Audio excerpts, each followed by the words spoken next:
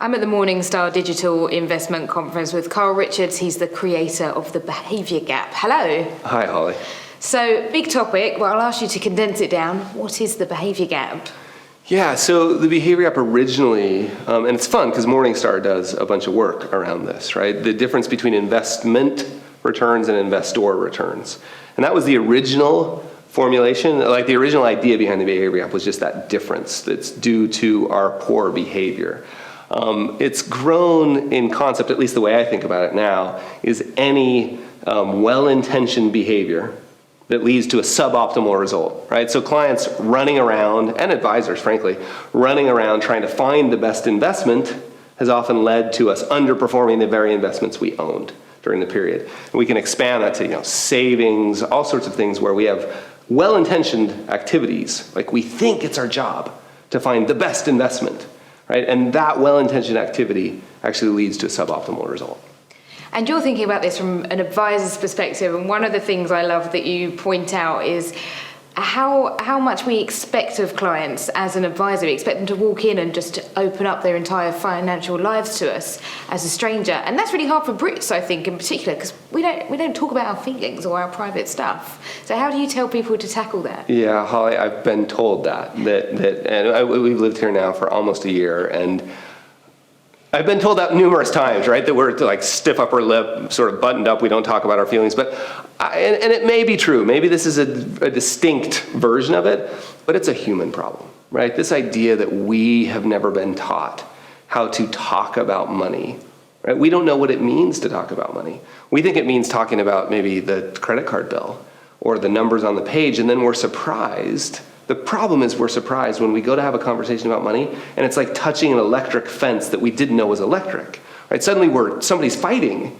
right? Like, I just opened the credit card bill, why are we fighting? And we don't realize, like, really talking about money means talking about feelings, right? Like our dreams and our goals and our worries and our concern. Am I gonna end up living under a bridge? Am I gonna be able to support my kids or my parents?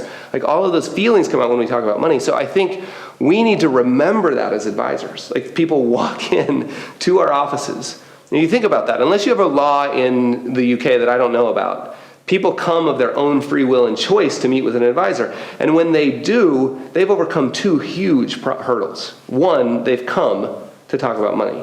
And you've all been trained. Money, politics, sex, and religion, right? We never talk about those things, right? So they've come to do that. And number two, they've come to talk with you when they've heard about you, the industry speaking broadly, right? So I think we need to understand when they walk into our office, we need to have some empathy for that, right? To realize, like, in the first 2 seconds, I'm going to ask you to show me your balance sheet, right? Like, and again, we've noted before that people around the world are more likely to share the intimate details of their sex lives than their balance sheet. And we've got to remember, just have a little bit of empathy for that. So I think it's really interesting then if we start to think about the role of an advisor, and we tend to think of him as, a man in a suit saying very sensible, complicated things, but you seem to think of them almost like a counsellor role. Yeah. Now, I want to be careful here just to make sure I'm not saying that everybody who comes into your office needs to cry, right? I mean, it's maybe shocking. By the end. Well, I used to have a goal that during the first meeting, someone was going to cry and it wasn't going to be me, right? That was my goal.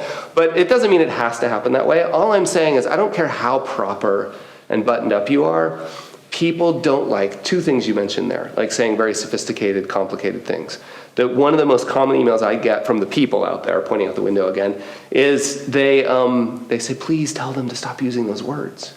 Right? We think that everybody walks around thinking about standard deviation and volatility.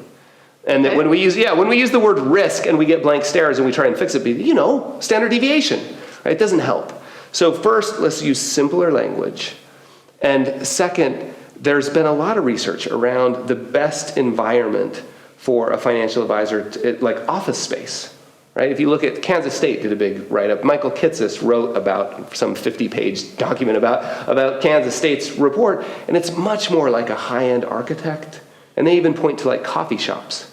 And you compare that to where we traditionally have thought of like bank, right? It's closer to counseling than it is to traditional finance. Carl, thank you for your time. Oh, my pleasure, Holly. It was a pleasure. Thanks for joining us.